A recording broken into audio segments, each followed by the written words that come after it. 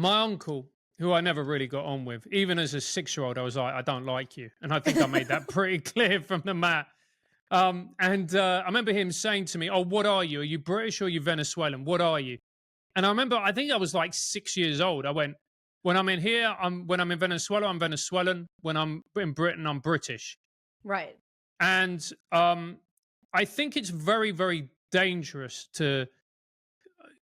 for people to go through those experiences that are similar to what I had and see yourself as a victim.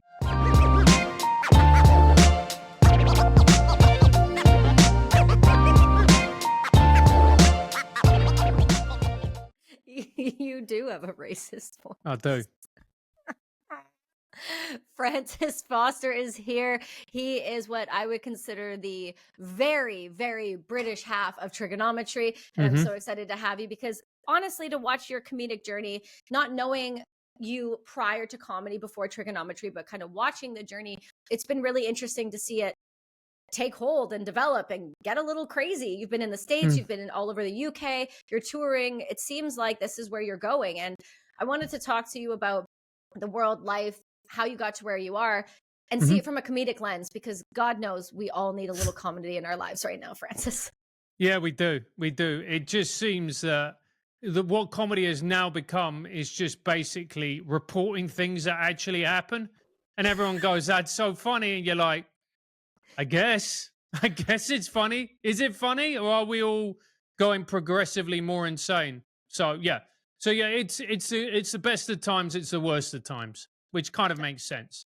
It's crazy to think that so many lyrics are applicable to right now. It's Yeah. stressing me out. Yeah. Yeah, it is. It is. It is. It is. It's so interesting that, I do think that in some ways it is tough to be a comedian, particularly those comedians who are relying on TV. And if you're in that particular landscape, it feels like you're in one of those Indiana Jones movies where you look down and the floor is literally crumbling beneath you. So you're running and you're jumping from place to place and it's crumbling. But at the same time, you have the internet, you have the technology to go out and connect with billions of people, billions of people who could love, watch your stuff, really enjoy it. So on that level, it's really fun and really exciting. It's just, are you prepared to do it? Are you prepared to do the work? Are you prepared to treat this like a job where you turn up every day, you work, you write, you rehearse, you put out content, you do that kind of thing of the artist way where you go, some of this is going to go great, some of this isn't. And I have to be fine with that and just take it and do it. And, some comedians just aren't adapting to this new life, this new way of doing it. And because and I kind of get it, particularly the older guys are like, this isn't how the way it used to be. And we used to do it like this, and we used to do it like Y and X and Z and whatever else. But unfortunately, what happens with life is that life is fluid, it changes, things move on, and you have to be prepared to accept that and move and change with life, because if you don't, what inevitably happens is that you get left behind. And you do not want to be, it doesn't matter who you are, that guy in a comedy club with that dead look in his eyes because he's been doing the same jokes for years on end. The comedy circuit is shrinking, the wages haven't gone up since 1998 or whatever it is, and you're looking around and going, this ain't fair. When the reality is, well, whether it's fair or not is irrelevant, because what it is life. So you have to adapt. And if you don't, then you have to accept that you will die inevitably. And for me, it's incredibly exciting. We have these platforms. We are at this moment where you can record something, you write something, you record it, you edit it, you put it out, bang, and you will see if it works. If it doesn't, you will find your audience. You have this huge global fan base, and you're free within the constraints of the algorithm, because who's free when it comes to that? But apart from that, it's all good. It's interesting to hear you, excuse me. It's interesting to hear you talk so candidly about where you're at in your journey now, because that's not where you came from and it's not really what you've done. It seems like for the last little bit, I know you did comedy, but I know you've Hmm. been super, like, really hyper focused on Trig and what you're putting out there and rebuilding in Hmm. the comedy scene. And so I want to dial it back because you and I were joking. I was texting you yesterday about World War III, the impending Yeah. doom, and how it was a perfect time to have a racist podcast. And you were like, absolutely. What about the views? It's all that Yeah. matters. And It's the so views, baby. and so I wanted to dial back, and I wanted to go way further back. You've during your episodes, if people haven't listened to Trigonometry, this is not my bias. This was my notion and my feelings prior to being on the show. It is one of my favorite podcasts that Hmm. exists today. And it is because the ability that you two both have to ping pong off each other and your guests while doing it is really unmatched, because to have two hosts is very difficult to do, but you both do it seamlessly. But I found you and I heard you when I started to listen to the podcast a while back. I started to hear you discuss your family, your lineage, and where you've come from, and why you feel so strongly about the issues that you feel about now. And I want to go back, way back with me here, and bring me to your family, the Venezuela, the way that you've been raised, the how the UK became this big part of your life, and how you got the racist accent. All of that. So, my mom is from Venezuela, and she came to the UK in the 70s, where she met my dad. They got married, and my dad was always working, so I was raised by my mum. So, my mum is an immigrant, first generation immigrant from a different culture. My first language that I learned is actually Spanish. Do you still Even speak though, it? yeah, I'm fluent in Spanish. Oh, wow. Podemos Do you hablar, do podemos hacer la entrevista en español si quieres, Kelsey, pero yo creo you? que la mayoría de las personas escuchando o viendo esto no van a entender. Well, excuse me. How dare I even bother asking? I feel like you should be doing comedy in Spanish now as well. You're welcome. Well, actually, that was one of my first breaks, is I opened for Eddie Izzard and I did it in Spanish. Wow, I had no idea. Yeah, in Barcelona, in Madrid, as a You madrileño say. with Um, the lisp, right? With with the the, lisp, yeah, like Batalina, sí, Batalina. Yeah, Barcelona. Barcelona. Yeah, so she met my dad, and my dad married her, and they lived in South London. So bear in mind that this was the late 70s when my parents married, a time where, there was open hostility to people of color. There was open hostility to people who came from a different country. My parents settled down in South London, in like a quite working class part of South London, blue collar. The pub down the road, now obviously there was loads of great people there. It was a fantastic community to grow up in, pretty white, pretty working class. But really, there was painters and decorators, and it was cab drivers and builders and people of that sort, who made an okay bit of money, and they had just enough to buy a semi-detached house in a suburb in South London. Those types of people, right? The people, down the road from me, there was a park, and there'd be like blokes there with tattoos, and with their, and they had a boxer called Tyson. All right, right, this is Tyson. He's a good dog, and there'd be, soccer matches on dog shit strewn like playing fields. The pub down the road from me was called was it's now a gastro pub, so they're trying to remarket themselves, which shows how much the area has changed. When I lived there, it was a pub that was allied to the NF. The NF were called the National Front. I don't know if you've heard of the National Front, but the National Front are a racist organization. They were far right, when far right actually meant far right, as in like open hostility to people of a different ethnic minority, openly white supremacists, openly allied themselves to Adolf Hitler, etc., etc. So, and the pub there, one of the tragedies, there were many tragedies about that particular time. One of the tragedies about that era is those types of factions allied themselves to the Cross of St. George, which is the national flag of England. And it's not the Union Jack, which is the flag of Great Britain, which is Scotland, sorry, not Ireland, Scotland, Wales, and all the rest of it. Oh, it will be soon. We're going to come. No, we're coming back. Yeah, it's going to get worse. You can see why people don't like me. So I don't care what other people think. I only care what I think. This is my show and I like you. So it's all that matters.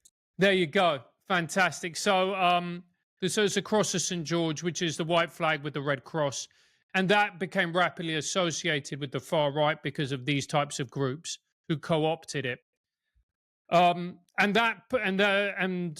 it's obviously, and the people get upset when I say it's obviously not, that flag is not racist, blah, blah, blah. But in the 70s and the early 80s, it was associated with it because of those types of groups. And that flag flew over that pub all day, every day, which now you wouldn't think twice about it. You know, in America, it means something else. It was kind of like the Confederate flag. Yes, I was going to say it. Yeah. Yeah. So it was kind of like the Confederate flag in the 1970s. So I grew up around that time. I grew up as somebody who was half South American, fluent in Spanish, spent a lot of time in Venezuela. But also, I was kind of like, my grandfather was originally from Lebanon. My grandma, full Lebanese, Arab. My grandmother was very mixed background, including native South American Indian, as well as a variety of other things, like everybody is in Venezuela. There's a saying in Venezuela which is, puedes tirar flecha o puedes tocar tambor. Mm. So tirar flecha means shoot an arrow. Tocar tambor means you can play the drums. And it's not a PC joke. What it effectively means, like in Venezuela, you've either got Indian heritage because you can shoot a bow and arrow, or you've got black heritage because you've got rhythm and you can do the drums. Right? And that's, you know, that's Venezuela. That's the heritage of the place. That's it. So it's very mixed, very diverse, lots of different people. It's also a former Spanish colony, which is why people there speak Spanish, because it was colonized by the Spanish. So I grew up in a sense with two different worlds. On the one hand, this kind of predominantly blue collar, white working class world, which is where I lived most of the time. I then had Venezuela, which is where I was for a month of the year. Every holiday we would go and I would see family.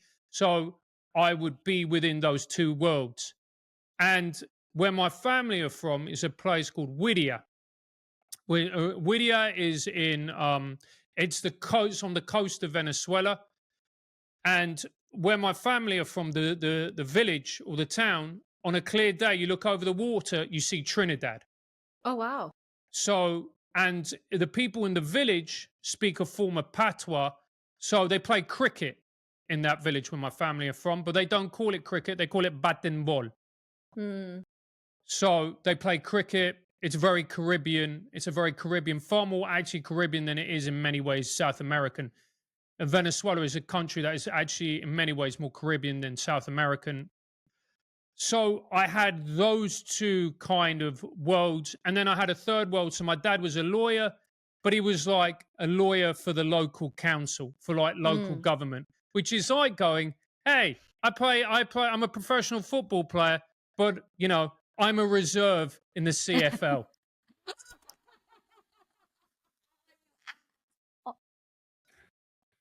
You know?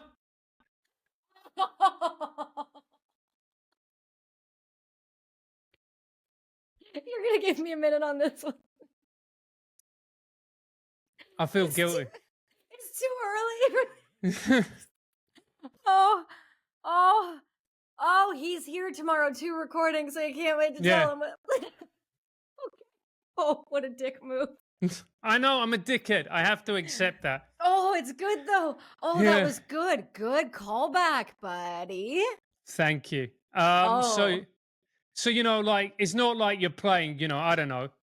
You know, it's not like you're playing for like the New Orleans Saints. I know they're not a great team, or like the Baltimore Ravens, or, you know, whoever is like, you know, the New England Patriots. It's like, yeah, my dad really had very little money, if any.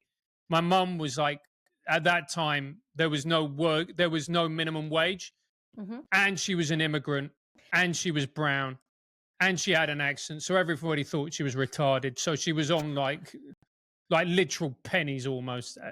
So but they scrimped and saved everything they could. My grandfather in Venezuela had a bit of, was wealthy. So we lived in rented accommodation, and everything they have, they paid for me to go to a private school as much as I could for about 8 years. And then I then went to the local comprehensive, which is the local public school or state Okay. school, which was in South London, which was a come down. Now, I've taken some drugs in my life, but that was a brutal come down.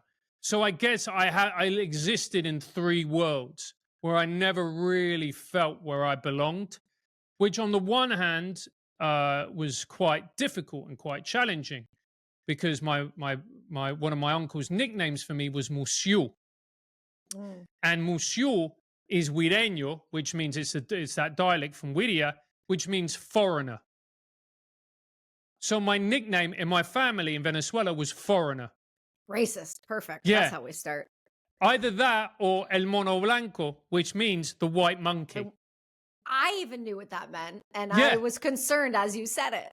yeah. You're like, whoa, it's like, it's fine. It's what is racism against a white person. Everyone's cool. You're not going to get demonetized. You're not going to get a Nope, strike. I'm not cool with it. I don't know if you've checked the screen lately. I know I'm very tan, but I am sure as hell white, and that's rough. Ooh, Yeah. that's what I was going to ask you. I didn't want to interrupt, but I did want to ask you before you kind of moved on from that, because you danced in all three worlds. When you went Mhm. back to Venezuela, because of the way you looked and the way you sounded, even though you spoke Spanish, did you find that you really struggled within that family unit as well? Yeah, I guess like I never really felt so to some extent obviously was part of the family, but in another part I looked very different because Mm. all my family are brown. All my family are, Like both sides. so yeah, so my mum's side, my dad is very white, working class, Irish background. So so just to get another bit of context, my dad is from a place called Wigan. The thing Wigan is most famous for is a book called The Road to Wigan Pier by George Orwell. Oh, So oh. when Orwell wanted to write about the poverty experienced in working class communities in the UK and the Mm. destitution and the hardness and the bleakness of life, he went to Wigan. And he wrote about your family. Yeah, and he wrote about my family. So that's where my dad was from. Oh, And my oh. mum was from this super privileged Venezuelan high society upper class family where, like, if you got married, it would be in the papers. Oh. So I saw that and I saw the other end. And I went from growing up like this regular kid in this kind of blue collar type, area where there was challenges and there was difficulties and it was quite working class and whatever else, to like this high society in Venezuela, but I didn't look the same as everybody else at that point. Obviously English, I was better at English than I was at Spanish. I can't dance. I've never been good at dancing. Can I'm you shoot not an arrow? No, I can't shoot an arrow. I tried shooting a gun in your fine country and probably nearly killed someone. Not my fine country. You haven't Oh, visited that's me. true. That's true. Absolutely. Yeah, I You. know. I know. I Mm-hmm. know. Um, so yeah, and I always felt incredibly disconnected at some point because I always felt like I never truly belonged in one place or another. So I actually have quite a lot of sympathy when people talk about, oh, I never felt I truly connected, because in some ways I didn't. I felt the same as well. But I also feel that what that gives you is a superpower, particularly when it comes to Mm. comedy, because you are always on the outside, you're always on the periphery, which means you're so finely attuned to be able to pick up nuances, Mm. the way people talk to each other, customs that are just that are alien to you, and you have very quickly become a very, very shrewd observer of societies and cultures and ways of doing things and ways of conducting yourself. So on the one hand, I always felt slightly other and I was never fully part of it. On the other hand, it meant that it was the biggest gift you could give, because I became from the beginning a keen observer of life. And I Like, oh, think, just to say this one, sorry, because this is quite yeah, no, funny. no, go for it. So my aunt is an educational psychologist, and the first time she met me, I was 4 years old, and I didn't talk. I didn't talk when I was a kid. I just when I was I've always been someone who's quite shy, believe it or not, and quite reserved and whatever else, and quite anxious.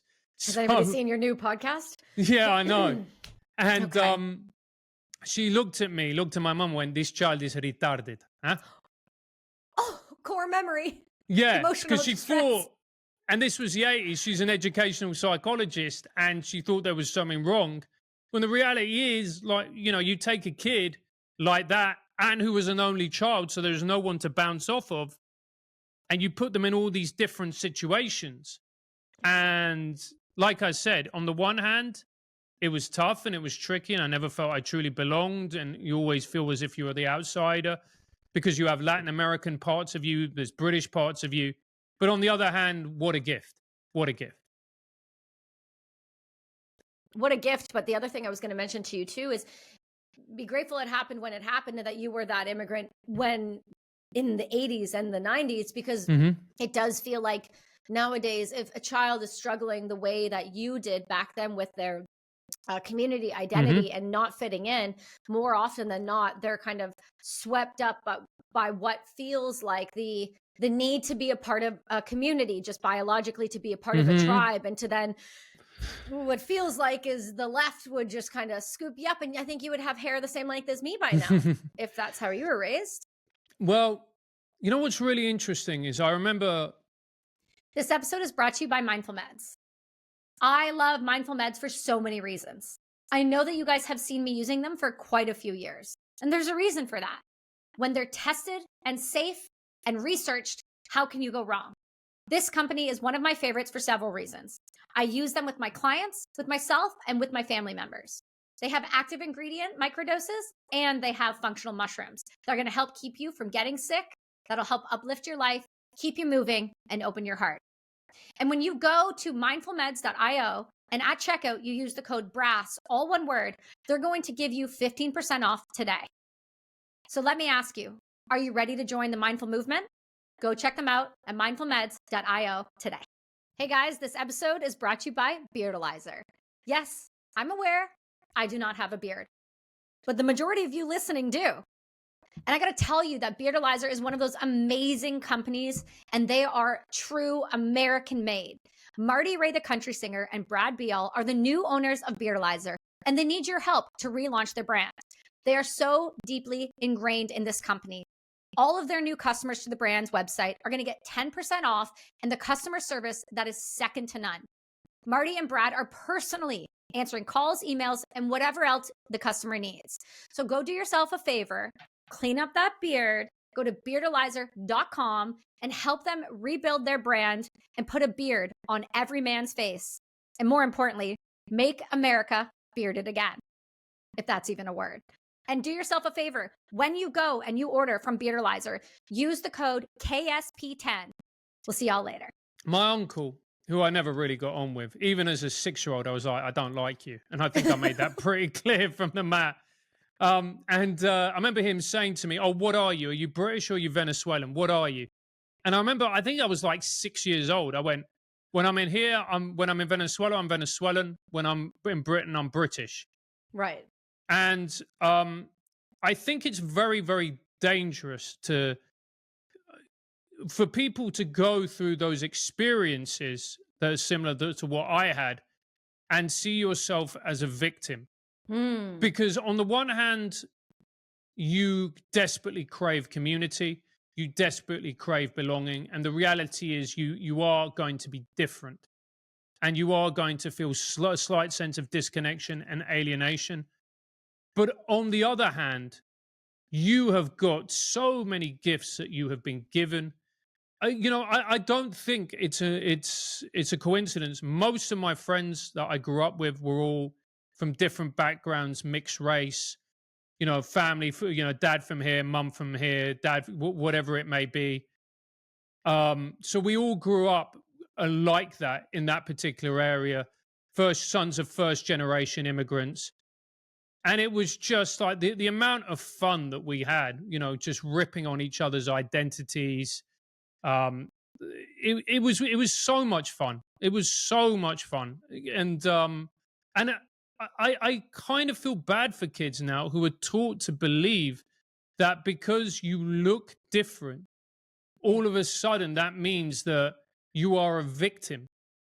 It's tragic because you have been given a gift that nobody else has, Right. and it's your job to water these gifts. And the fact that you're kind of an outsider, the fact that you feel that you're not truly part of something, number one, you can overcome that and you can become part of something. Of course you can. And number two, it gives you an insight and a wisdom that other people lack because Mhm. they are so enmeshed within their group. So And they I'm don't super see. grateful for it. And I can see that. I know that it must have been hard as a child, and I mean, it Mm, makes a very having a child now, kind of watching him. He's 8.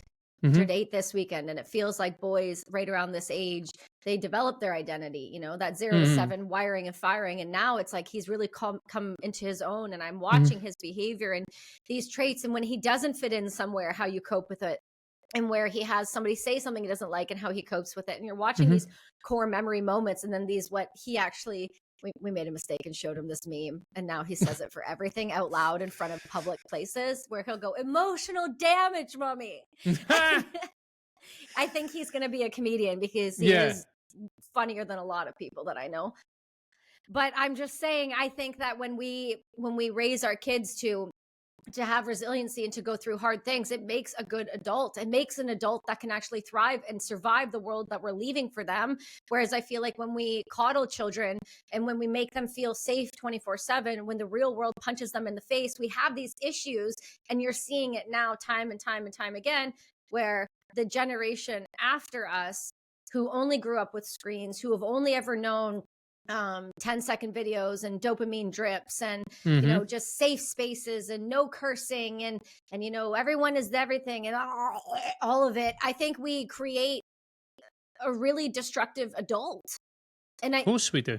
and I think that we can see that kind of globally right now with the 20 something year old children running around acting a fool, thinking they understand what violence looks like. And we've hmm discussed that on your show, but more so than ever. I mean, for you growing up in an area that was already fairly rough, I would hmm consider rough, and then going back to Venezuela, even if you were in a higher end area, I mean, it there had to be some level of concern, or did you just not pay attention to any of it? Did it not like permeate you in a way where you felt like it caused significant damage? No, you know what it is? Because Venezuela is a third world country. It Right. shouldn't be. It's got the largest oil reserves in the world. It was at one point the fifth biggest oil producer. It should be Saudi Arabia, but in South America. It should be the Right. UAE, right? But because of corruption, a large part of it corruption, because of a ruling class that is desperately selfish, because of this sense of entitlement, because actually there's this machismo in particular amongst males of like, no, no, no, I deserve this. This is, Hmm. I'm the big guy, I'm the man, therefore I'm going to do this and I'm going to behave in this way, which is actually detrimental to everybody else around them. And it's also bullshit as well. I was always very grateful the moment I touched back in the UK that it felt so calm, it felt so Hmm. orderly. Of course, there were problems, of course, there were difficulties, of course, there was, these people with unpleasant ideas, and there was a pub which was a rough pub. Like my parents said, don't go near the pub, don't do Hmm. this. But actually, I just felt very grateful to be back in the UK. I always did. Every time we touched down in British soil, I would breathe an audible sigh of relief Hmm. because, and I love South America and I love Venezuela. But the thing that you need to understand about what it is to be over there is it's chaotic, it's chaos. It's one of the most vibrant places. You'll never feel more alive than you do in South America. And the reason is because you're so close to death. You're so close to death. You're not wrong. Look, I'll tell you a story. So I was in Venezuela. This was when I was 18 years old. And I met this girl at a party, and we got on, and there was a little bit of chemistry, and she was really cute. And but my friend was really in love with her. He was really in love with her, completely hopelessly in love with her, in the way that only an 18-year-old boy could be. You know, that Yeah. type of love. And I could see he was devastated and he was heartbroken. So I never did anything. And I went home, back to the UK, and I came back a year later. And I was at a party. And I was at a party with the same people because they were my mates in Venezuela. And I said to a friend of mine, what happened to her name was Diana. I went, well, oh yeah, where's Diana? She coming to the party. And he went, didn't you hear? I went, hear what? He went, yeah, man, she was a few months back. She was driving in her car. She got pursued by a bunch of guys in a car. Oh. She was speeding, trying to escape them. She lost control of the vehicle. She span off. She hit a wall. The car burst into flames and she died. Oh. And I went, and he went, anyway, mate, do you want a beer? Right. And when you're around that type of violence, when people that you know have been killed, kidnapped, murdered, shot, you become very desensitized very quickly Yeah. to these types of incidents. So the fact that this beautiful young girl at the age of 18, 19 had her life suddenly extinguished, it didn't feel like that big a deal because it's so common. Right. And so that's obviously tragic and heartbreaking. The flip side of that is that people are more alive, they're more vibrant, because there is an understanding that life is fleeting. None of us know how much time that we have. Nobody knows, your life can be extinguished at any moment. So why shouldn't you dance? Why shouldn't you get up and move? Why shouldn't you party? Why shouldn't you be with friends? Why shouldn't you be joyous and express your love of life? It's like I remember when I was a kid and I used to go to parties in the UK, and people used to say to me, "Oh, it was a great party." I'm like, "No, it wasn't. It Right. wasn't, because it's nothing compared to South America, the Venezuela, all those other countries." It's why people go from all over the world to attend the Rio Carnival, Right. because it's an expression of joy, of life, and of celebration that you simply can't get in Europe, because you're too insulated and you're too coddled and you're too much in a bubble. Yeah, I would agree with that. I know every time I've traveled outside of Hmm. North America, when I go to Peru, it is insane. There is this understanding, like, they live where I go in Peru. I don't go to, like, I don't go to Lima. I go to, like, Hmm. these tiny villages, and they have metal, like, they have the metal siding, which is made for roofs, but they have that as their walls, and they don't have a ton of stuff, but every Sunday or at night, their whole families are running through the streets. Hmm. Everyone is out. It's like the kids are everyone's kids. Everyone Hmm. is dancing. There's music. There's football on. Everyone is doing something that's communal. And it seems like you almost have to have nothing to appreciate life Yeah. that much, it's a really sad reality that I wish more people in the Western world could maybe wrap their head around, so that we wouldn't need to allow mass violence to take place in order for us to appreciate the life that we have. And when I've spoken to people from places like South Africa or from South America, South Africa mainly, Hmm. it's the same sort of conversation. When mom had to walk with an Uzi on her hip to take me to school because she was a teacher, and they would literally be chased going to school in a truck, and they would have to shoot back, and then they would go to school like nothing happened that day, like it wasn't that big of a deal. But they were so full of life and energy around their families and around their communities, and I can understand that. But it feels like in these places we don't value life. We don't. Hmm. Mexico, like, you see how many presidents were killed until this, the most recent president was able to hold her office. I mean, like 30 people in the election were murdered Hmm. in the time frame. Like, that's what I'm saying. we kind of talk about these places, someone was murdered, as if it's not a big deal. It's not a life, that it wasn't somebody's baby that they raised Yeah. and grew up and wanted to have this beautiful experience with. But instead it's like, oh no, it's just another dead person on the street. And it kind of blows my mind a little bit. Yeah. Yeah. It's, you don't realize the way that other people look at human life and how unimportant is the wrong word, but just the casual way they dismiss Mm, death and murder until you go to one of those countries, until you see that, until in Venezuela you have what's called los ranchos, and los ranchos is our favelas.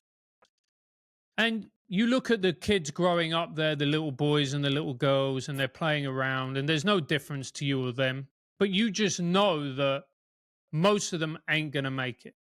Most of them ain't gonna make it, because the only way really to get out of one of those favelas is you go in a gang, and if you go in a gang, you ain't gonna live long. You just not. no. No. Or you're one of those kids who's very lucky to be gifted with an incredible talent that is undeniable, sports talent, and then you can ascend through that way. So you start, and then you go, and that's why so many incredibly gifted baseball players in Venezuela, but soccer players all over South America, where it's just insane talent, because that's all those kids have. All they dream about is being a soccer player. If you grow Mm. up in the favelas in Brazil, that's the only way a lot of they're going to be able to get out, is to be a soccer player. And in Venezuela, for the girls, it's to be Miss Venezuela. Yeah. And we are famous for beauty queens, and because for those girls, it's the way to get out is Mm. beauty. It's to become a model, and then you can become, you can make your money that way. But that's it for those kids. I've seen that with a past guest I've had who's become a friend, Festus Ezelia. He is from Nigeria, and he Hmm. played for the Golden State Warriors for years. He's won a ton of championships with them, with Steph Curry. And I asked him that same question. I said, like, how did this work? Because you come from Nigeria. And he said, I picked up basketball in high school. Like, I didn't play basketball my whole life, but we knew I wasn't getting out. And his entire community and family put every dollar they had to send him to America. At like 16, it was like, good luck. And he went to an uncle, and all he did was play basketball, play Mm. basketball, so that he could then turn around and do that well and then go back. And now for the first time, I want to say for the first time right now in our Olympics, which that's a whole different conversation, that Nigeria, the female team, has actually made it through. And so it's impressive to see how sport can uplift communities and absolutely change them if Mhm. we give kids the opportunity. But the thing that's the downfall is it shouldn't be their only damn opportunity to be able to Mhm. leave. If you're beautiful, or someone's going to marry you, or the only other way I feel like you're getting out of that country is if you're trafficked. And that's like that with any other South American country. It's Yeah. trafficking is through the roof. So that's a whole other animal. But the reason I want to dive so much into your background is that, like, I've heard you talk about a very surface level about your mom and Mhm. her experience around, communism and things like that. Mhm. So let's take that forward into present time, because right now, I mean, you said I used to breathe a sigh of relief going back to the UK. And now, Mhm. I mean, I look on the media the other day and you guys are clashing with protests like crazy in London. When I was there in Yeah. December, it was insane. Yeah. So what we're seeing in the UK is political turmoil Mm, that has been created over 20 to 30 years. We have at the moment in the UK unsustainable levels of immigration into this country. Unsustainable levels of immigration. I think it was last year or the year before, 700,000 net. ugh, Net. So that accounts for people leaving. That has been taken off. And we're not taking into account illegal immigration as well. yes. Okay, so we've got also illegal immigration. So let's just say 50,000 maybe illegal. I don't know, maybe. So 750,000 people. Let's just give or take however many. And look, this needs to be said as well. I do not blame a single person who grows up in a country like Venezuela and says, I need to get the hell out of here. I need to get the hell out of here. Otherwise, I have no opportunities. I will literally die here. I Yep. need to get the hell out. I get it. I get it. And those people will move heaven and earth in order to go to places, and the vast majority are decent, hardworking people who just want to have families, create a new and better life for themselves, and help out their community back home.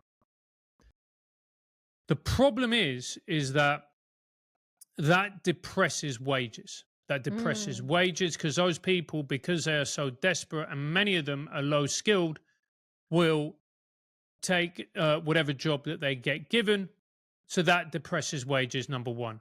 Number two, it puts a very significant strain on infrastructure and services. For example, we have a national health system here, which, like you have in Canada, it's practically impossible to see a doctor Hmm. or go into or get treated. People find it impossible. The waiting lists are huge. They're huge, which means our death rates have skyrocketed. Scotland, for example, had the highest death rate, I think it was 2 years ago, since 1952, What are we doing? because people can't see doctors, they can't see hospitals because of waiting lists. So on the one hand, you have that. On the other hand, you have the small minority of people who come to cause problems, crime, etc., and they come and they create problems and they create crimes and robbing and whatever else and all kinds of social problems. Number three, we already have a housing crisis in the UK.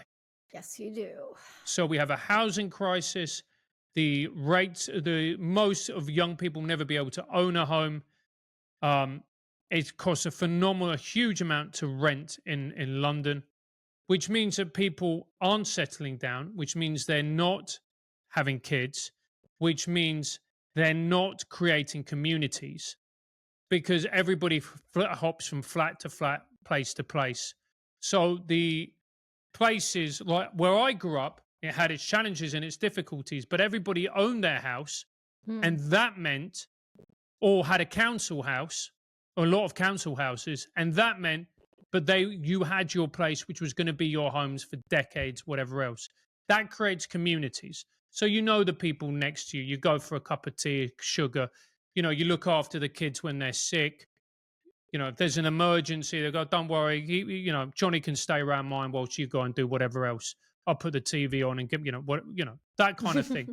We don't have that. We don't have that because of the transient nature of our communities now. That means that people are ever more atomized. That means that people are ever angrier.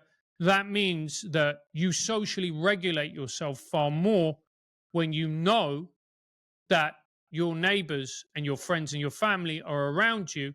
Mhm. You're less inclined to do that because you don't know the people around you. So what that means is that social cohesion then plummets.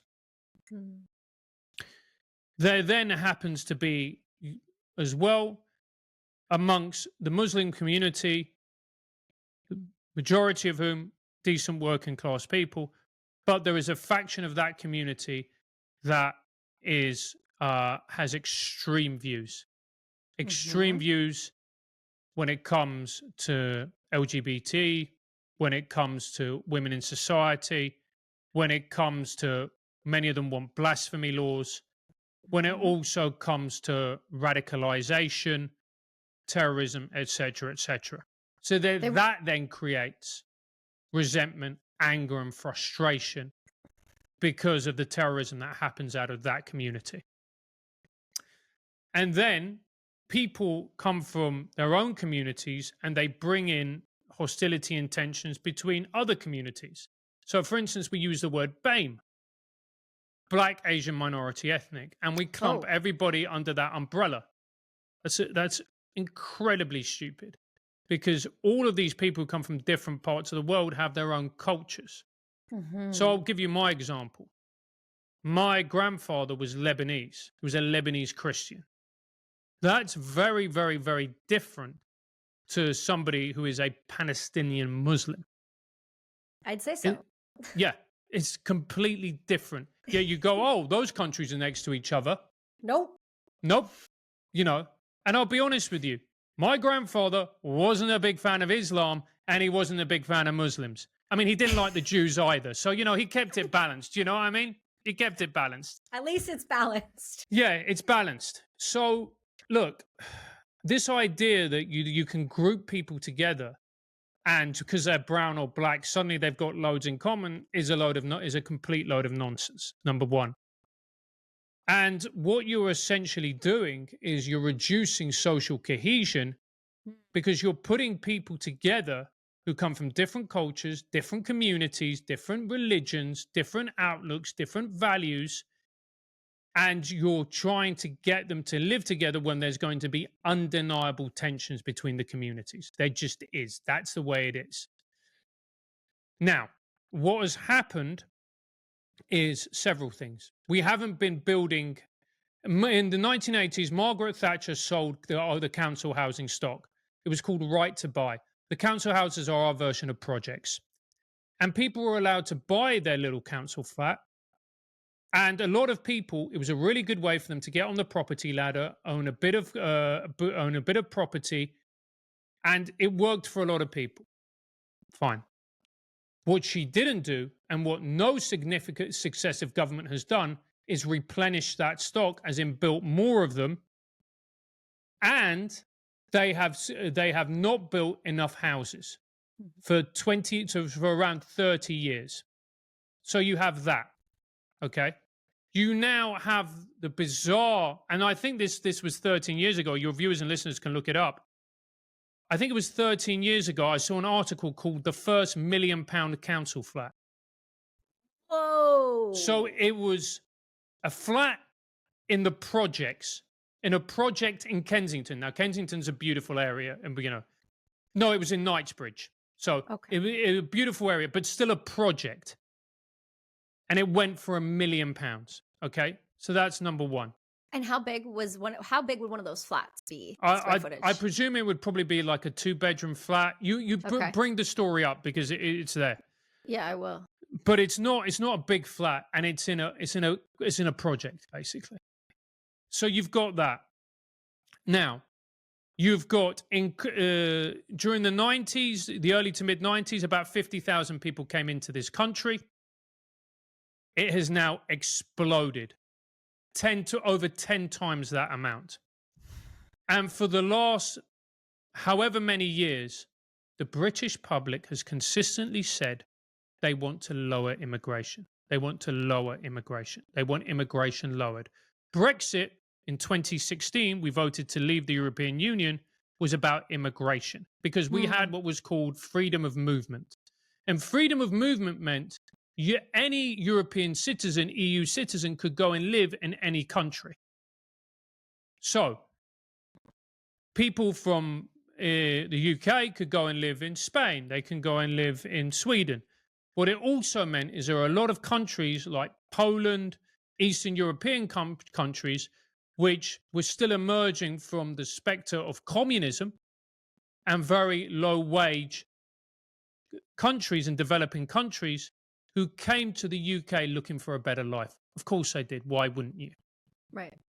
But it came at such a huge influx that people were uncomfortable with the way they saw their society changing, their towns and cities changing, the pressure it put on services, roads, whatever it may be, schools, etc.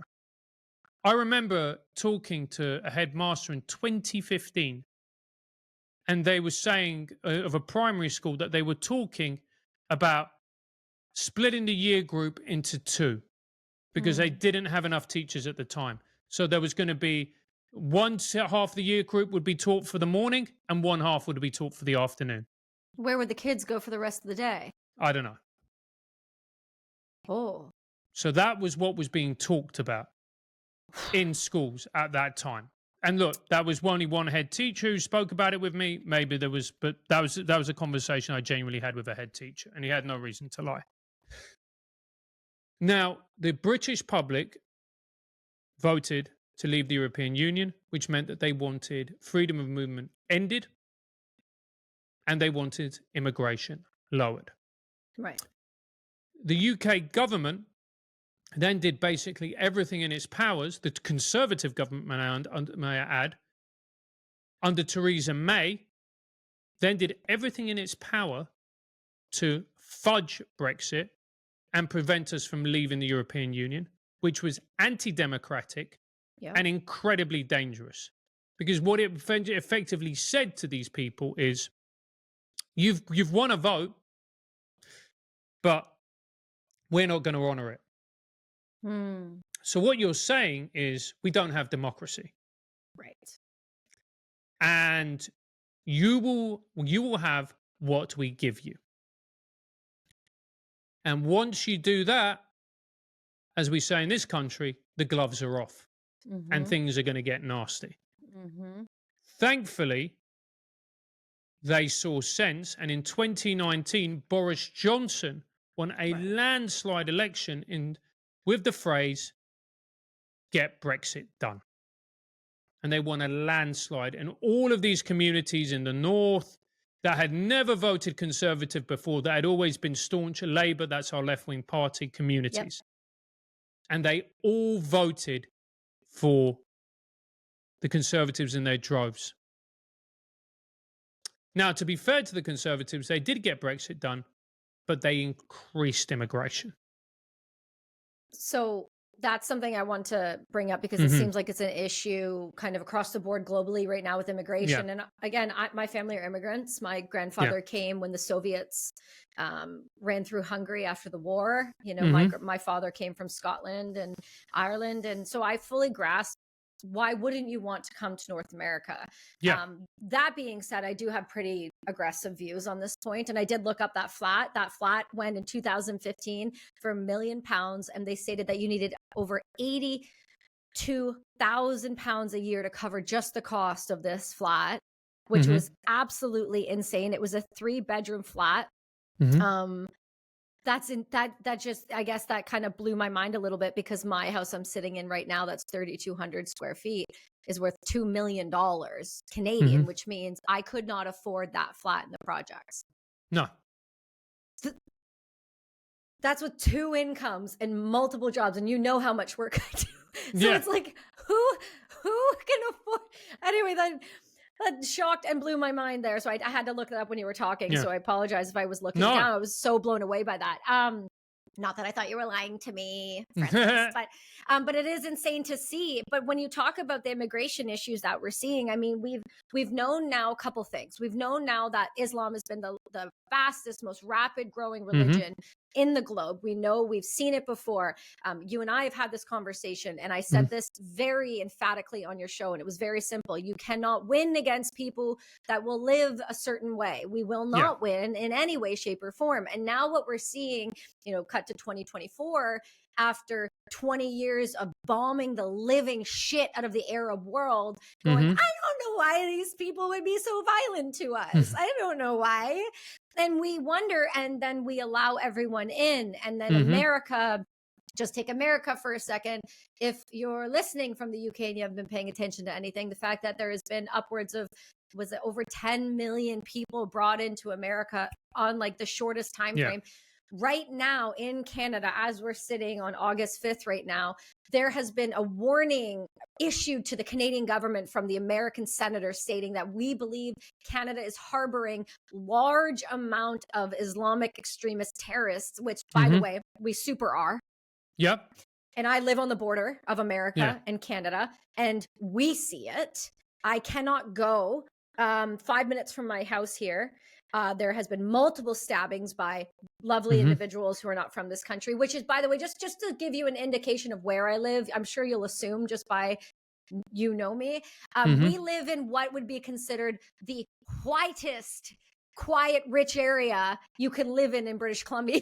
Like with a thick flat, like that's where we, you know, and very Jewish. So like we live here. Mhm. And now I cannot go 10 minutes down the street to the beach because I will be accosted by a man in man jams and his wife in a full burqa and told that me, the Canadian born and raised here who fought for the country, cannot wear a bikini in Mhm. public outside. Politely go fuck yourself.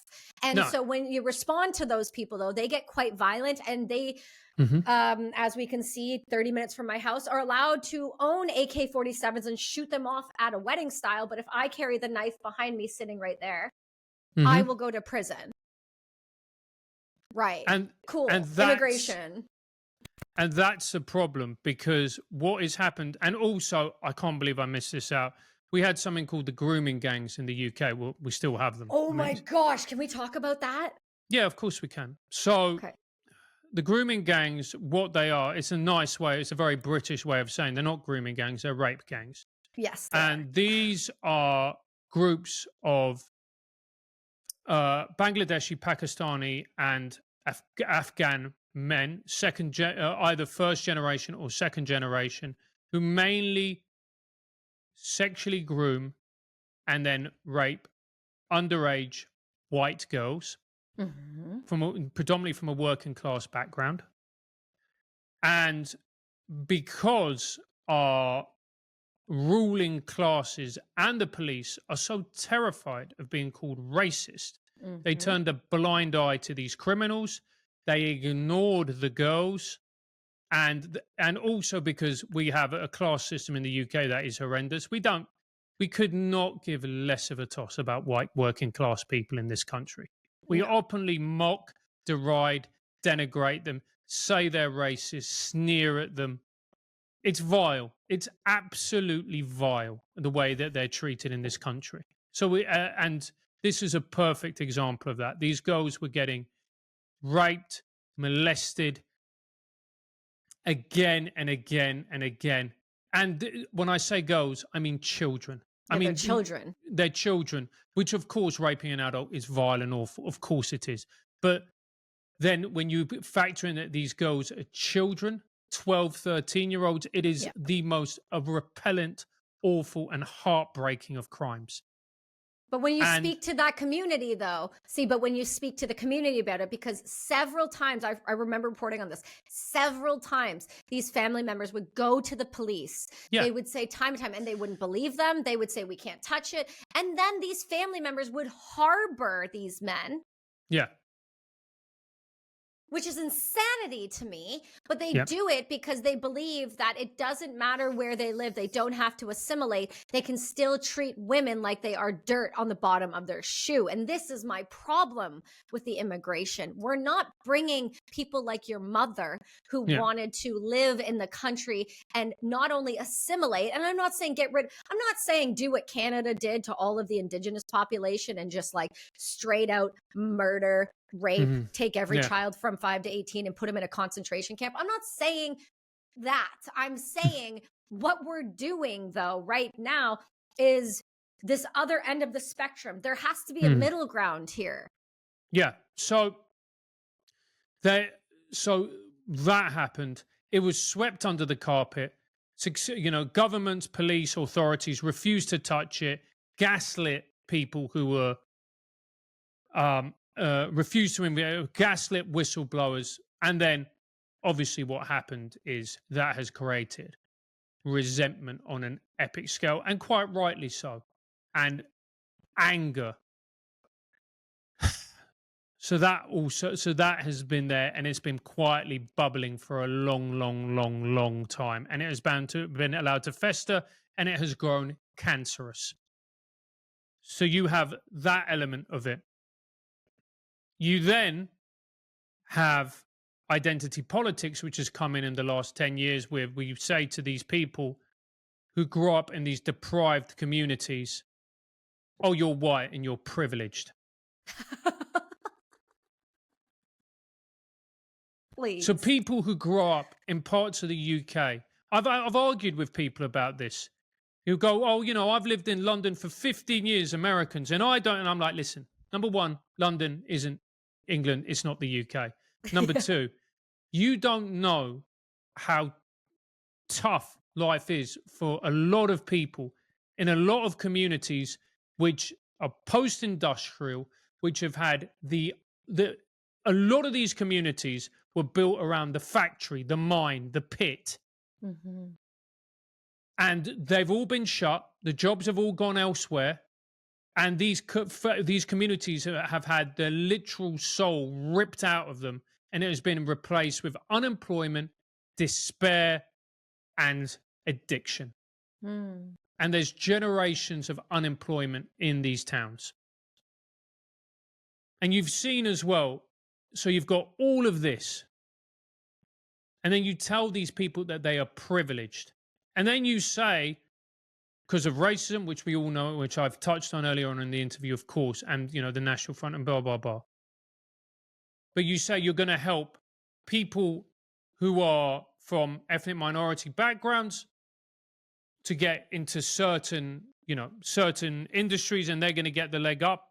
But people who are white and working class and grew up with nothing, not only are you going to give them nothing, you're going to mock, deride them, sneer at them, look down at them. The moment they voice very valid concerns, you're going to smear them as racist and despicable. And then you're going to be openly discriminatory to them. Mhm. What we're seeing is a very toxic cocktail that has been allowed to ferment and is now not just ready to blow, it is blowing up. And I hope I'm not right when I say this. I really do. I'm really worried that this is going to get a lot worse. I'm really worried that what we're seeing is not an isolated incident. Mm. I'm worried that what we're saying is seeing is the beginning of intercultural wars. Because if that is we're going to see, and that's what's going to happen, what you're talking about is a breakdown of society. Mhm. And it's very, very worrying, It incredibly worrying. it should be concerning, mainly Hmm. because your police have no weapon systems whatsoever. Hmm. Uh, like your police and several other police sets are massively overweight and not trained on how to handle public at Hmm. all.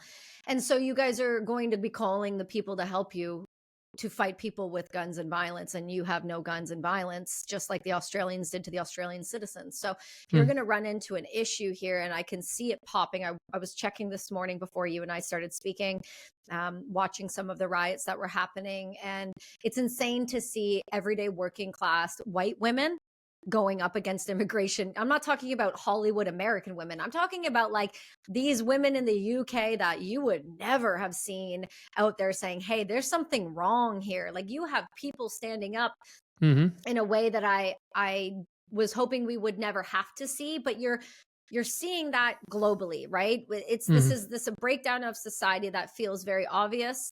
And then you have people like the Labor Party. And I want to touch the Labor Party for a second. And I'm sorry if Kelsey, I just need to make a point. yeah. And as Okay. well, there's also certain things that need to be acknowledged. There are elements of the far right at these protests. Oh, for The, sure.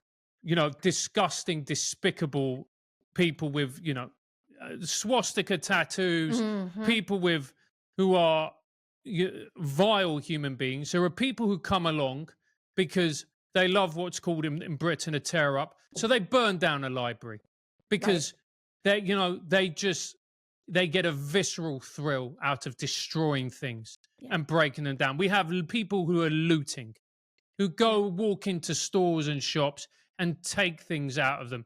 These people are the literal worst. They are the vultures. Well, actually, that's unfair because a vulture performs a very valuable service to the ecosystem. These people aren't vultures. That's derogatory to vultures. These people are disgusting and vile, and they are opportunists, and Right. they should be punished and harshly dealt with. There is a hotel which was housing migrants, which people were then trying to break into and trying to set fire to. And whatever you think about what we've talked about, that is disgusting. There are people Yeah. in there. There are families in There's there. There are children children in in there. there, and you are literally trying to set fire to it. Some of these people are the scum of society. Let me just be honest about that. No, I'm glad you are. But to tarnish every single person who went on those protests with the term far right, to say that people who went along to those demonstrations who were angry, you know, it's a dangerous game to play, because the thing that instigated these riots was it's actually near where my dad's from. There's a place called Southport, a town called Southport, and it's a seaside town. It's actually quite a well-to-do little seaside town. It's very pretty. And there was a dance class, as happens in all these. Yeah. And there were 3 little girls between 9 and 10 years old. There was a dance class of more than little girls. And they were doing, it was a dance class, it was a summer holidays. It's a summer holidays, broken up from school. And this young boy, who is a second generation immigrant, parents are from Rwanda, went in there, armed with a knife, and proceeded to stab all of these girls. Now, there were, thanks to the efforts of some incredibly brave people, some of whom were hospitalized, including the dance teacher, including a window cleaner who came in and put himself in between this psychopath and the girls, saved lives, saved a number of lives. However, 3 of these girls tragically were murdered and died. Yeah. And then you have people like the Andrew Tates of this world, who then fanned the flames of this and then tweeted an image of a cartoon image of a brown person with a knife with wads of cash. So you can find it. I think it's still on Andrew's Twitter. Yeah, it is. And with the word Cardiff boy. Yeah. And the reason he said Cardiff boy is because this boy, individual, he was born in Cardiff to Rwandan parents and spent a lot of time there. So immediately, what does that say to people? That this boy was an asylum seeker, illegal immigrant, came over here, murdered your girls. So you have individuals like that. You also have individuals saying things like, this is war, with very substantial Twitter followings. And what you have got is this toxic, cancerous brew that has been allowed to fester for generations by incompetent and weak politicians and leaders, because they didn't have the backbone, because they were too scared about being called racist to actually do what would make the tough decisions and make the right calls. And because of weak leadership and insipid people who should have been nowhere near power, they have allowed this to fester, and it was always going to blow. We had built a tinder box, or we had built a funeral pyre, and all it needed was one flame. And you know what? 3 girls being stabbed and killed and murdered by this psychopath was what was needed to go. And also there were other people saying that he had been radicalized by Islam. Now, the reality is that none of us know. It has been alluded to the fact that he wasn't. Maybe he was just schizophrenic and profoundly mentally unwell, which is why he did that. We don't know. We don't know. I'm going to take that's a bad joke. Don't say that joke. I'm going to take a shot. I'm going to take a shot, not a stab. Shot at this. Rwanda is definitely a place that's been plagued by genocide now for a very, very long time. And the idea that, and this is where that really complicated conversation comes in, which doesn't need to be that complicated, but let's be honest about it. Intergenerational trauma is a real goddamn thing. It is when you grow up in a place where, like, the doctor who's treated me served during the genocide there, and he's in his 70s and still cannot forget that. So if you had family of lineage time and time again, and what we do know about Africa right now, and most people are not paying attention to, is that Africa is in the throes of a terrorism explosion unlike anything we have seen in a very long time. And it is truly not a surprise to me if somebody was radicalized. But depending on the age of this boy, you do have things we understand with male mental health where there can be onsets of schizophrenia and bipolar breaks between certain ages if it's going to happen.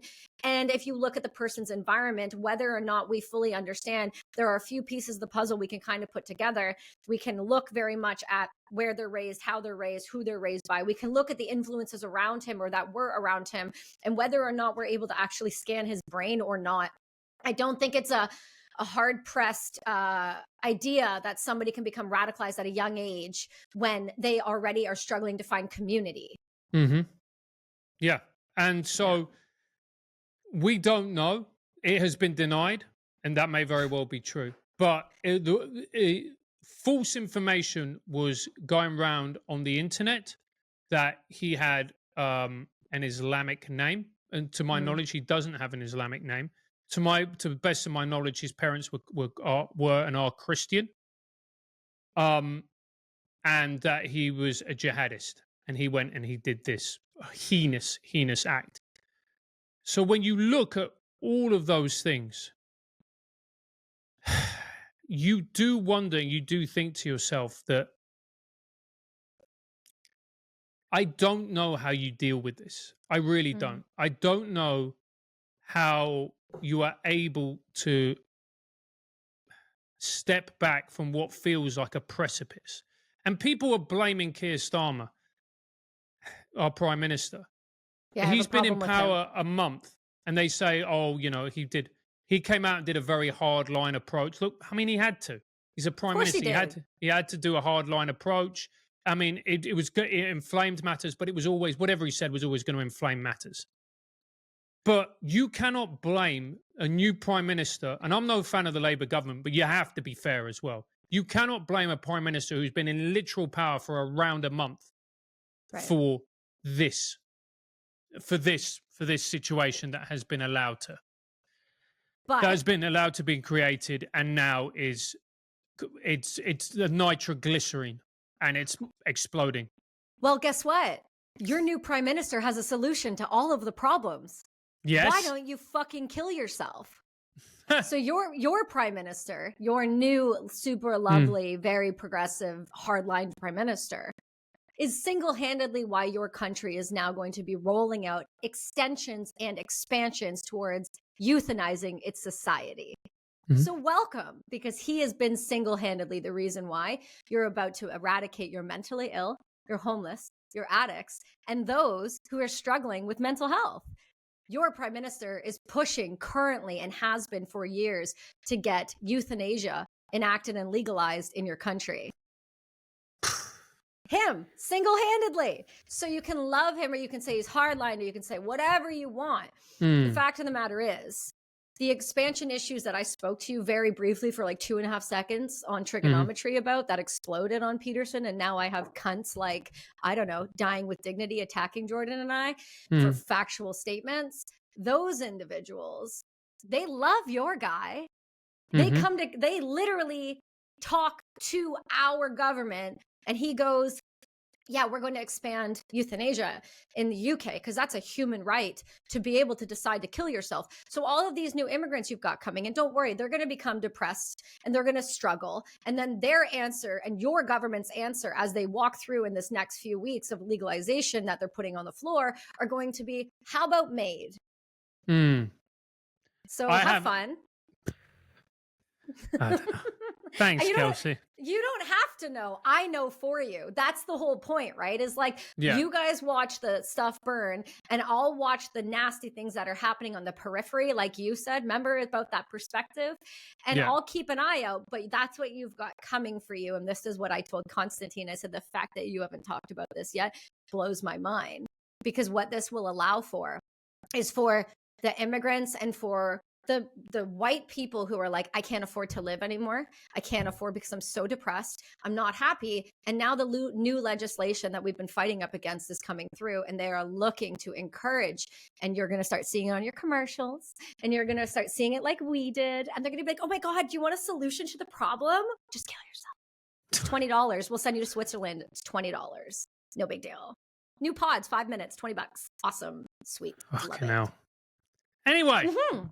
We're so fun. You and I are so fun together. Yes. Happy Monday, everybody. Happy Monday. But this is why I wanted to bring this up, is because like you have an insight to what's going on over there. And then I have an insight to what's going on with you, and you're not even aware. And that's because most people cannot be aware. We cannot be aware of everything. Yeah. This is why perspective matters. And this is why talking to people outside of our spaces and our homelands matters, because I feel like one of the strengths that you have brought forward with your show and with you as a human is the willingness to not only talk about the hard conversation, but to put yourself out there, only to, if not have yourself smashed up. So it's like you're first in the door. It's that conversation I said to you before. You're first in the door. You're going to take the weight. You're going to take the brunt. And I even watched you during, this was wild to me. I was like, oh, I want to see what he's going to say about this. But you were discussing the issue. What was it? Oh, the Jack Black situation. Yeah. And you were the only comedian, though, I'm not even exaggerating, that I could see, that I follow, that I care to pay attention to, that I actually think is comical and not just on a bunch of podcasts. I think that you genuinely kind of hit it nail on the head, and people don't have to like the comment that was made, and they don't have to agree with it. Like, I think most people agreed, if they had a head on their, body and somewhat common sense, that you should never wish death on anyone. Otherwise, we're just turning into everybody else bad in the world. But when somebody makes comments, whether he was serious or not, whether he was joking or not, if it was meant to be a joke, it should be taken as a joke. Yeah. Yeah. Right? You say absolutely. terrible things to me all the time. And I'm always like, you're right. That was a white woman injury. I think, look, we talk, a lot of us in this space bash legacy media, the mainstream media, whatever you want to call them. And look, they do deserve a good bashing, let's be honest. But also as well, we're not honest about our own failings. We're not honest about our own particular flaws. And the reality is, there are a lot of people in this space who are captured by their own audience. They're scared of their own audience, and they fear their own audience, that their own audience will desert them in their droves, and they will not listen to them, and if they say or do the wrong things.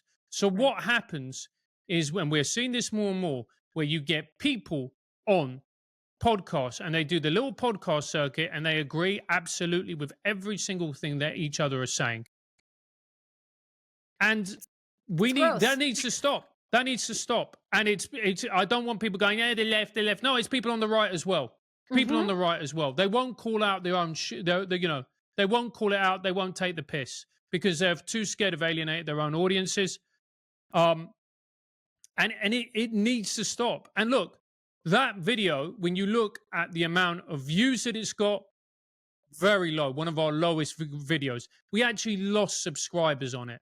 That's wild to me. Yeah, it's gone down. We've lost subscribers because of that video. But you know what? I don't care.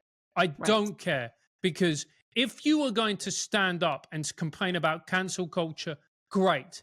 But then don't celebrate when your side goes and cancels people that you disagree with.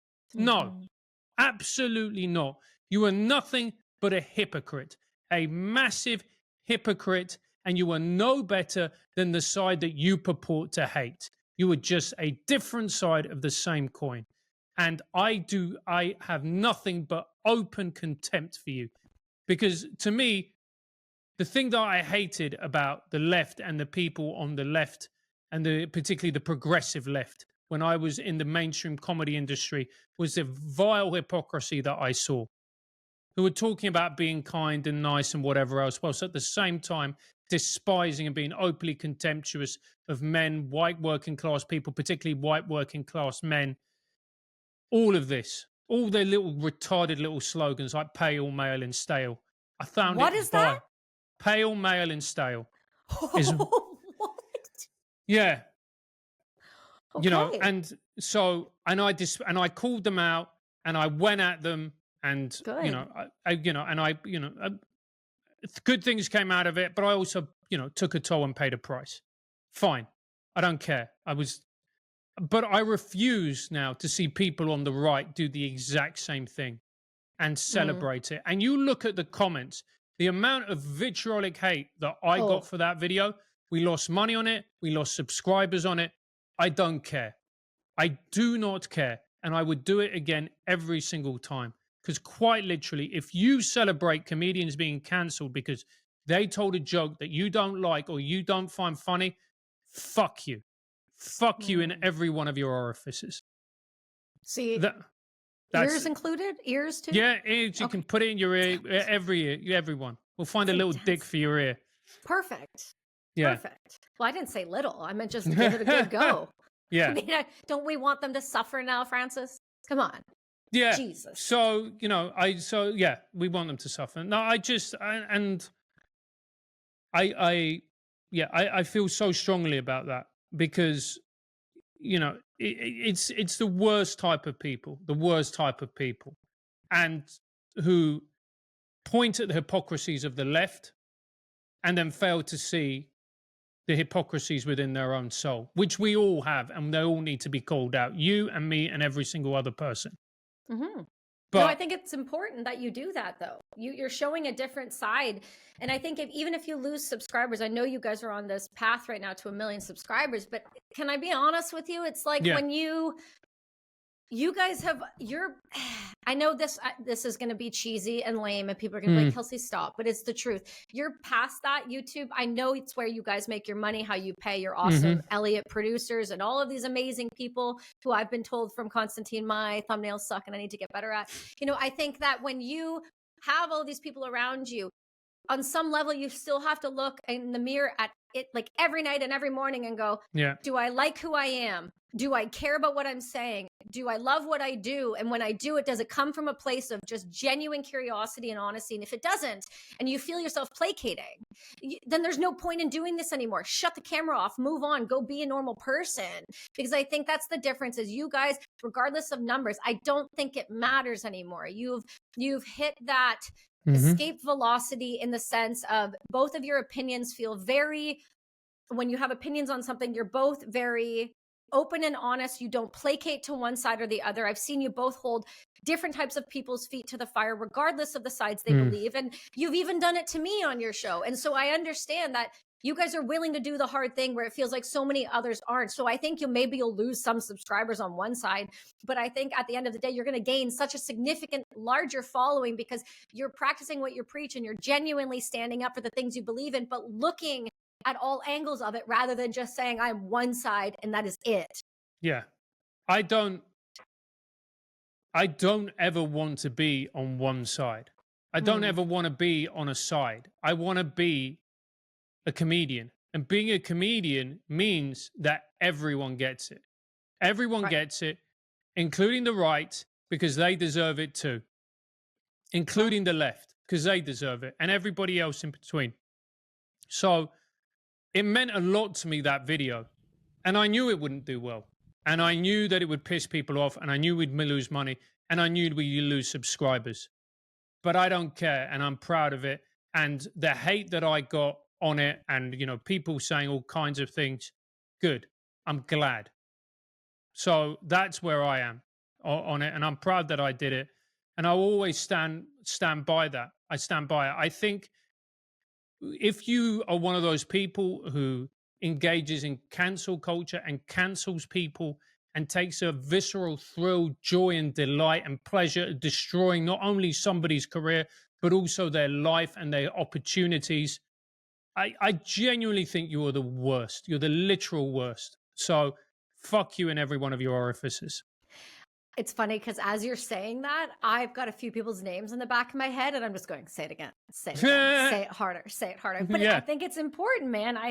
I'll always stand beside you guys and what you do and you individually and you together, because I think you are doing what so many people won't, which is you've finally gained the platform. You got the attention. You're internationally known. You're killing it in everything you touch, but yet you're still willing to say the hard thing. That's why I always will hold respect for you. I think it shows character. And I think it shows where your mindset is in terms of the things you value in this life. It's not money and fame. It's honesty It's clarity. It's about being uncomfortable and saying the hard thing. Those are the people we should be striving to listen to. Those are the people we should be striving to learn from, not from the ideologically captured one way or the other. Mm. And I think if more people could hear you say that in the way that you do, where you add the levity to it, where you add the nuance, where you add the experience because of the life you've lived, that's why your word matters more than other podcasters. You have, both of you and individually have so much lived experience that we can learn from, and we should be learning from, instead of scoffing at and saying, well, he said this. Well, okay. And I said this. Does that mean that we don't deserve the same human rights? No, it means that we're willing to say the hard thing that you say, you say at home to your family in private, but you're too much of a pussy to say out loud because you're fearful of not making the right amount of money from the already hypersensitive, controlled YouTube platform. So it doesn't matter at the end of the day, because if you can look yourself in the face and go, I'm good with me and I have no qualms with that, that's why we should be listening to you. And that's kind of what brought me to wanting to talk very briefly, because I know we have to jump, but can you tell me why you started the podcast? Can you like, not Trig, I mean Trig, I know how you guys got together, but why this new one? Why this new one? Because okay, so I when in 2019 I was a comedian working the comedy circuit, playing all the clubs, gigging 6 nights a week, doing well comparatively compared to most comedians. 2020 happened, lockdown came, my diary literally disappeared like that, and I went from earning a living to earning literally nothing. Apart from what we were making with TRIGGernometry, where at the time I was making £1,000 a week, and then our sponsor pulled out, our only sponsor, because of COVID, and we were down to £500 a week. And I was, oh no, £500 a week, £500 a month is what I was living on. And I wasn't eligible for any type of government grant. And I was locked in my house on my own. It was £500 a week. I was very lucky that I had a landlord that charged me only £550 when they should have been charging me £1,000 a month. So I had £500 to live on, and rent, and food. That's all I had. I don't come from money. My mum's disabled. My dad's a full-time carer. I pay for my family to for cleaners to come, for support staff, whatever else. I couldn't go to them. And Constantine and I sat down and we were like, look, we've just got to go all in on this. We've got to go all in on this. We're going to go from 1 episode a week to 2 episodes a week. We're going to go to 4 live streams a week. Let's do this. Let's just hammer it. And part of my journey, and this is something that I need to credit to Andrew when I see him.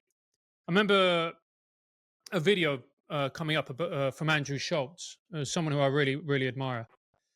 And he said, this was the beginning of lockdown. He said, you have spent your entire life moaning and complaining that only if you had enough time, only if you had enough time, you'd write the novel, you'd get fit, you'd do all of this, you do all of these things, start a business. And he goes, look, and there's some of you who've got responsibilities and kids, you're not able to do that. He goes, I get it. But there's a lot of you who now have a lot of time. Your time for complaining is done.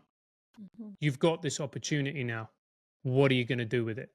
I remember watching it going, you know what? He's right. He's so right. So we went in hard because I had no money. Didn't have that much in way of savings, and they were depleting month on month. And I just went, right, we're going to do this. Let's double down. Let's go hard, and let's see what happens. And we took a channel that was around 80,000 subscribers, 90,000, and we put in 11-hour days, 10-hour days, doing 100 hours a week. We were doing all the prep work. We were doing the interviews. We were doing social media. We were doing advertising. I took over the advertising, and worked like a demon with the advertising so that we could actually get paid and pay ourselves a salary, you know. And back then we weren't a big channel. So if somebody said, hey, do you want to meet up at 4 o'clock Pacific, 5 o'clock Pacific time? I'm like, yeah, great. What time is that? 1 in the morning. Can you do Yeah. earlier? Nope. Okay, we're going to do a meeting at 1 in the morning then. And drinking coffee to whatever time, waking up and then doing it and going again and going hard. So the reason that the show worked and took off is because it had to. Because in order to quote Eminem, failure is not an option. It's my favorite rapper. I can't even believe you Yeah. just quoted that. I'm so happy right now. You have no idea. Yeah. So it had to. It had to.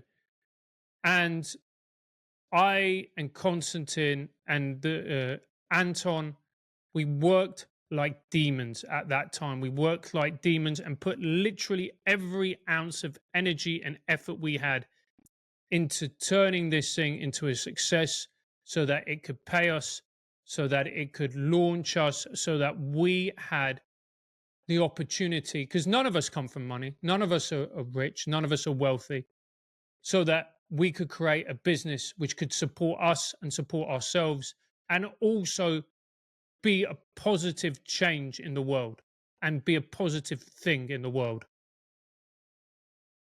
And it got to the point where it was successful enough that we could all take a step back, we could employ people, and we could then go, all right, it works, it's self-sufficient, it employs people, we're doing great work. Let's go and we'll be able to do our own things. Which is why I'm writing a book. Oh, look, the content's still going to come out, but it means I'm talking about the operational aspects of it, the jobs that we were all doing. So that means I'm now writing a book, which I'm nearly done. It means I'm going back to stand up. I'm writing, I'm producing, I'm creating work, I'm writing again.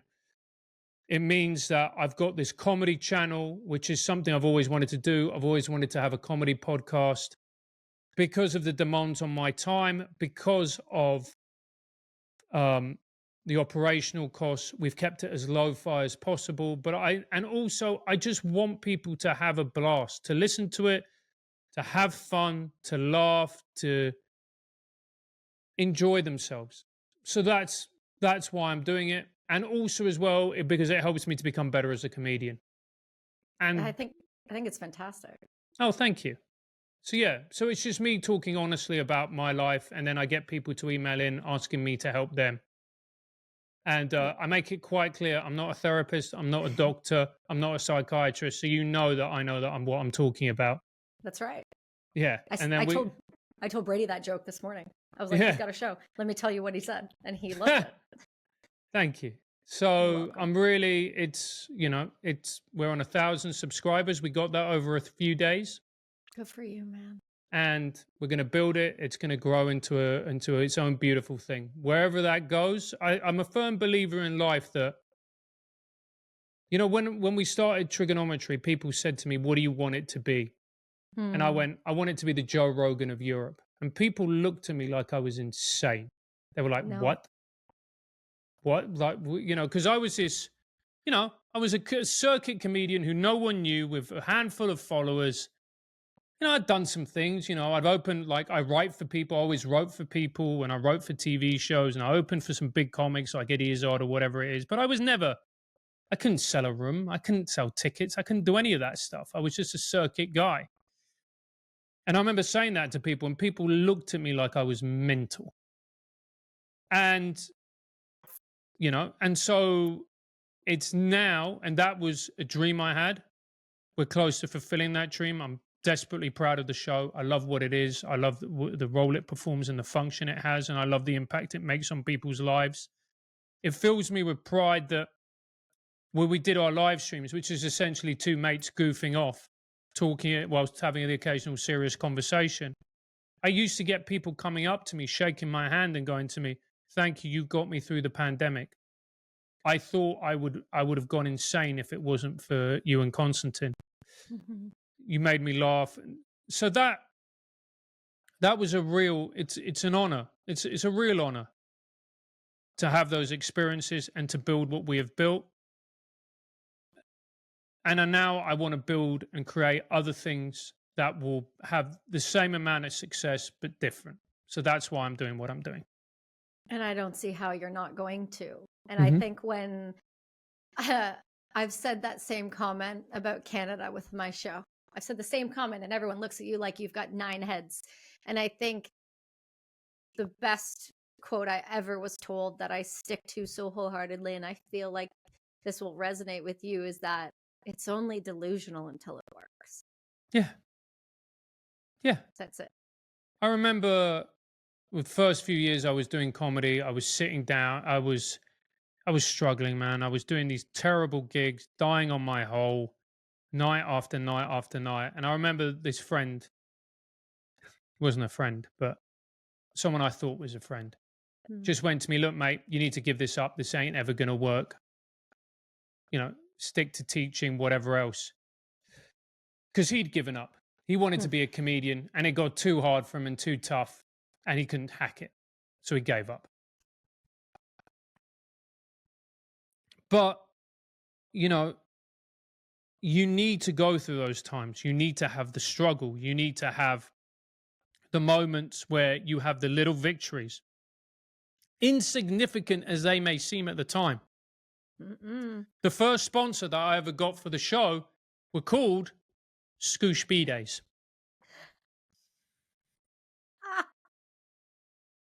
They were a B-Day company.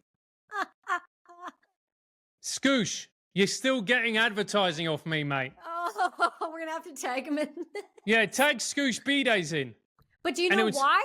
Because they took the risk. There's a difference when somebody takes a risk on you, you carry them with you the rest of your career. I don't care what anybody says, but you do. Yeah. And you know what? We put it on and we joked about it. And we joked about it, but it was those mom and pop businesses who gave money to us in order that we could, because partly it's because they wanted us to promote our brands and because we had an audience that was growing, of course. But a large part of it was because they believed in what we did.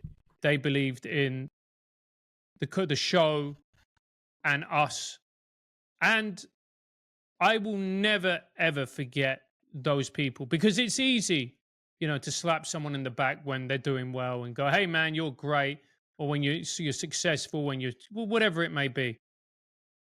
But the people who were with you and the people who supported you when no one else did, who were like, no, you go and do this. You go and follow your dream, wherever it may lead. Yeah. The amount of gratitude that I feel to the Scoosh B-Days of the world is literally indescribable. It's literally indescribable because those people who did that, who paid 800 quid so we could give them 3 ads, they're the reason that we were able to pay people and we were able to have a show. So for them, I'm enormously grateful. Always have been, always will be. And I never regret either the fact that we advertise them because it just shows how far we've come. Because people go, oh man, you're big. You were always big. I'm like, mate, we advertise B-Days. I do. But this is why I am personally indebted to both of you because when you gave me the opportunity to do your show last year during my book tour, you were the last show on the circuit for the year for me. You were one of the biggest shots I took. You were one of the biggest opportunities I had ever been given in the podcast world up until some other things. But those things only happened because you said yes. If you didn't say yes to me, so many of the great things that have happened in my life over the past 6 months would not exist without you saying, I'm not quitting, I'm going to keep going. So don't think for a single second that you didn't just change your life, my friend. You changed everyone else that you come into contact with. And so I just want you to know that. I know that your show is big and it's important and that it's something that you should be so deeply proud of. But for some of us that got the opportunity to sit in front of you, it has literally changed our entire existence. Well, thank you. I'm really grateful for that. Thank you. That means a lot because, when people go, oh, you want to, why does it work so well between you? Because, with between me and Constantine, because I've always had this philosophy where I say the show is the most important thing and I am simply a part and a cog in it. Mhm. And I have my job, Constantine has his job. And the fact that we don't dominate conversations, the fact that we don't talk over one another, the fact that we don't go in each other's way and the fact that we think about things in a completely different manner Mhm. is the reason that the show works. It just is. It's two people from two different parts of the world who think in a completely different way, talking to someone openly and honestly and asking questions that they want answered. Like, I'll be honest, like more and more I'm doing this. I can't remember the conversation. Somebody used a piece of jargon and I said, oh, hold on a second, mate. There's a lot of people listening who probably don't understand what it is you just said. And by people, I mean me. All right. I love when you're honest when you do that. You're Yeah. gonna have to say that again. Yeah. I mean me. All right. And then I actually get people coming up to me going, thanks for that. Because I didn't know what he was talking about either. And but me just going, look, sorry, don't get it, don't understand. You've just said this thing. What does that actually mean? Because I don't understand. Yeah. Yeah. Because You there's make too it many, normal. too many podcasts. It's like look, it's a performance. I get that, whatever. But it's also like people try and appear smarter than they are. They try and appear that they're more intelligent. Just be honest. Just go, I don't get that. What are you talking about? Can you explain it for me? That's why you resonate, though, right? Yeah. That's why you resonate, because you're willing to say the hard thing. That's what we started with at the beginning. You're willing to say the hard thing. And that's why I'm so grateful for your time. And I know we are over time, so Yeah. I'm going to end it there. But we will have you back and we will talk more about when your book comes out. Please come Yeah. back so we can discuss Love that. to. But let everyone know. I mean, I'm just on your YouTube right now. It's at Francis Foster Pod. You've got Yep. 1,111 subscribers currently. And I know by the time we have this conversation again, you're going to have well surpassed me and be in the hundreds of thousands of subscribers because you are that damn good, my friend. But more importantly, how can people buy tickets to your shows, support your comedy, watch for the new book, and help your social media? Okay, so follow me at Francis J. Foster. I don't know. I always put my shows on my social media. If you want to come, I've got a show. I don't know when this is going to go out. I've got a show on Pretty August quick. 23rd, Okay. Friday, August 23rd, with a comedian called Leo Kurz, who's fantastic. So you can come to that. But just follow me all social media at Francis J. Foster. Go to my YouTube channel. Yeah, that's it. Amazing, my friend. Well, you stick with me and everyone else. We'll put everything in the show notes. Go give this guy a follow. I know you've seen me on his show, but I got to tell you, he is so different on his own. And he is one of the people that I'm so grateful to call a friend. So go give him some love that you give us. I appreciate y'all. And we will see you all next week.